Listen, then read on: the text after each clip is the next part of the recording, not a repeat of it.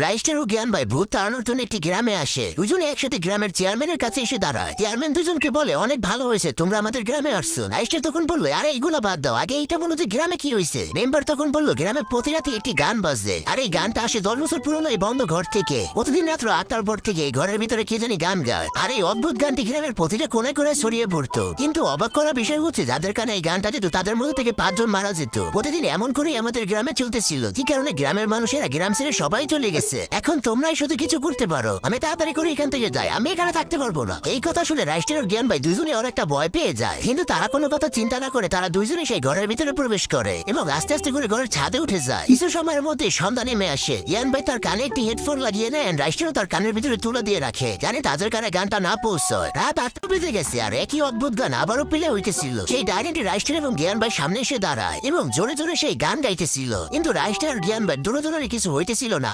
হুট করে জ্ঞান ভাইয়ের ফোনে একটি ফোন আসে। জ্ঞান ভাইয়ের ওই গানের কথা মনে ছিল না, সে কান থেকে হেডফোন খুলে ফোনে কথা বলতে চাইছিল। যখনই কথা বলতে যায় তখনই তার মাথা আলাদা হয়ে যায়। রাইস্টার বলে, অনেক হয়েছে, থামো এবার, তুমি গ্রামের মানুষদের সাথে এমনটা করতেছো কেন? তখন ডায়েরি কান্না করতে করতে বলে, আজ থেকে 10 বছর আগে আমি আর আমার বাবা এই গ্রামে ভাড়া থাকতে আসছিলাম। আমাদের একটি ঘর পছন্দ হয়েছিল, সেটি হচ্ছে এই ঘরটি। আমি গান করতে অনেকটাই পছন্দ করতাম, কিন্তু একদিন একটি ছেলে আমার ঘরের পাশ দিয়ে যাচ্ছিল, আর সে আমার গান শুনে দাঁড়িয়ে যায়। তারপর লুকিয়ে লুকিয়ে আমার জানলার কাছে এসে আমার গান শুনে, এমনকি সে মনে মনে আমাকে পছন্দ করে ফেলে। তারপরে সে ডিরেক্ট আমার ঘরে এসে আমাকে প্রপোজাল দেয়। আমি অনেক জেদি ছিলাম, তাই আমি ওকে 2টা থাপ্পড় দিয়ে বলি, যা এখান থেকে। ছেলেটি তখন আমার উপরে অনেকটাই রাগান্বিত হয়ে যায়, আর বলতে বলতে যাচ্ছিল, আমি এটার প্রতিশোধ নিয়েই ছাড়বো। এই গ্রামের চেয়ারম্যান অনেকটাই বড় লোক ছিল, তার একটি দলের ভান্ডার ছিল, আর ওই ছেলেটা রাত্রবেলা সেই দলগুলোর সব চুরি করে ফেলে। পরের দিন সকালবেলা যখন মেম্বার জানতে পায়, তখন সে অনেকটাই রাগান্বিত হয়ে যায়। তারপর সে গ্রামের সকলের ঘর তালাশি চালার একটি অভিযান চালায়। যদি কারো ঘর থেকে এই টাকাটা পাওয়া যায় তাহলে আর মৃত্যু নিচ্ছি। মেম্বার সবার ঘরে তালাশি করে, কিন্তু সে আমার ঘরে এসে সে সবগুলো দান পেয়ে যায়। আমার ঘরে সেই ছেলেটি সব দলগুলো রেখে যায় আমার প্রতি বদলা নেওয়ার জন্য।